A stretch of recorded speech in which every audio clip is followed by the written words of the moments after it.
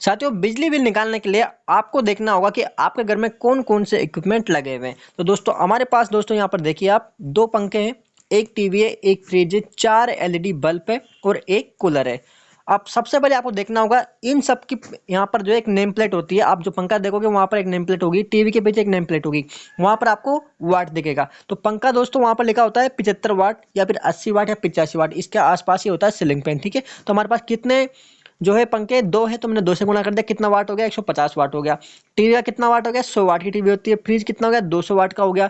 Bulb कितने हो गए, 9 वाट के थे, तो 4 हो गए, तो कितने हो गए, 36 वाट हो गया।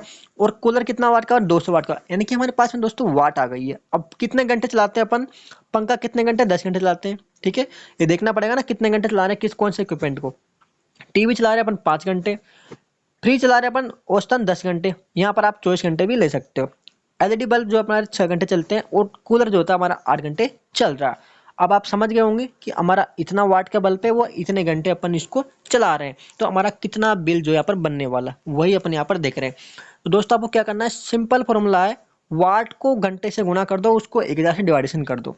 कुछ नहीं करना, जिस भी इक्विपमेंट का आपको निकालना हो उसका क्या करना, वाट को आपको क्या करना है, घंटे से गुणा कर दो, जितने घंटे से वो चल रहा है। ठीक है, और उसमें क्या करना है, आपको 1000 से वहां पर डिवाइडेशन कर देना है, बिल्कुल सिंपल तरीके से। अभी मैं आपको बताऊंगा भी सही कि आपको कैसे करना है। जैसे मान लो आपको पंखे का निकालना, भैया पंखा कितना यूनिट ले रहा है एक दिन का। ठीक है, एक दिन का निकालने के लिए तो 150 वाट के पंखे अपने पास टोटल 10 घंटे चल रहे हैं। ठीक है, तो हमने क्या किया, 150 को 10 से गुणा कर दिया और सीधा 1000 से डिवाइडेशन कर दिया, तो कितना हो गया, 1.5। दोस्तों ये जो 1.5 है, ये एक दिन का यूनिट निकल के आ गया आपका।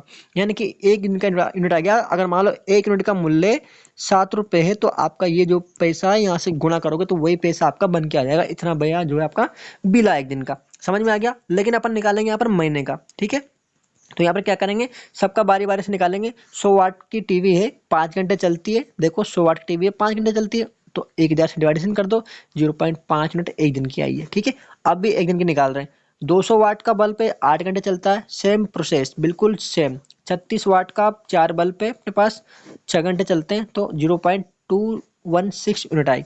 कूलर है 200 वाट का, 8 घंटे चलता है, 1000 से डिवाइडेशन किया, 1.6। अपन क्या करेंगे, सिंपल इन सबको जोड़ लेंगे, तो एक दिन का टोटल आ जाएगा भैया। एक दिन अपन जो 5.4 यानी कि 5.5 यूनिट डेली खर्च कर रहे हैं। तो आपको पता लग गया अपने घर में, हमारे घर में इतने इक्विपमेंट लगे हुए हैं, देख सकते हैं आप, और ये सारे इक्विपमेंट हमारे डेली के 5.4 यूनिट खर्च कर रहे हैं। अगर डेली के इतने कर रहे हैं एक दिन के, तो 30 दिन के कितने करेंगे। यहाँ पर आप देखिए 30 दिन का अपन निकालेंगे, तो 30 से गुणा कर देंगे, बिल्कुल सिंपल। तो 30 दिन का कितना होगा, 162 यूनिट, यानी कि महीने का दोस्तों 162 यूनिट आपने निकाल लिया। अगर आपका विभाग का मीटर वहां पर आपको 200 दे दे, 170 दे दे, तो आप समझ जाना भैया बिजली का जो मीटर है हमारा खराब है, वो हमें गलत रीडिंग दे रहा है। समझ में आ गया बात को। अब इससे आगे स्टेप क्या करना, यूनिट तो आपने निकाल लिया, पैसा कितना बनेगा। तो पैसा निकालने के लिए दोस्तों क्या करना होगा, आपको यूनिट को जो है पैसे से गुणा कर देना। अभी 7 रुपये आपको कहाँ से मिला दोस्तों, एक यूनिट का मूल्य है, तो आपके पास कितनी यूनिट है, 162 है। तो एक का मूल्य 7 है, तो 162 का मूल्य कितना हो जाएगा, 1134 हो जाएगा। अब आपने 7 ही डिसाइड क्यों किया दोस्तों, आपका बिजली का बिल होता है, उसके पीछे लिखा होता है कि 1 से लेके 100 तक आपको 4 रुपये देने होंगे। 100 से लेके यूनिट, अगर 100 से 200 के बीच अगर आपकी यूनिट आई, ठीक है, तो वहां पर आपको 7 रुपये देने होंगे। इस प्रकार से हर स्टेट का अलग अलग होता है, तो वहां पर आप देख लीजिए फिक्स कितना है। ठीक है, तो वहां से अपन इसको लेते हैं, भैया एक यूनिट का मूल्य कितना है, हमने यहाँ पर 7 रुपये लिया, कितना हो गया हमारा, 1134 रुपये हो गया। अब आपको समझ में आ गया, ये 1134 क्या आया, आपका यूनिट आया। अब इसमें और जुड़ेगा चार्ज, कौन सा माल, एक तो चार्ज फिक्स चार्ज और अन्य शुल्क और टैक्स। ठीक है, तो फिक्स चार्ज कितना है, 150 रुपये, अन्य शुल्क और टैक्स कितना हो गया, 100 रुपये हो गया, तो टोटल कितना हो गया, 250 रुपये एक्स्ट्रा हो गया। तो क्या करना होगा आपको, 1134 में 250 रुपये और जोड़ना होगा। तो 1134 में 250 रुपये अपन ने और जोड़ दिया, तो टोटल कितना हो गया, 1384 रुपया आपका बिल आया। कितने महीने का, एक महीने का। समझ में आ गया आपको।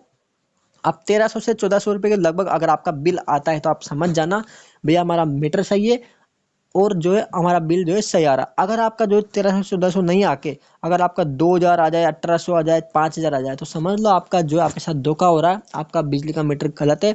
आपके एप्लीकेशन आपको लगाने की जरूरत है, आपके नज़दीक की जहाँ पे बिजली डिपार्टमेंट है, वहाँ पर आपको बिजली की जो है जैन साहब एन साहब को आपको देने की जरूरत है कि भैया हमारा मीटर जो है चेक करवाइए, ये जो हमारा बहुत ज़्यादा रीडिंग निकाल रहा है। ठीक है, समझ गया आपको।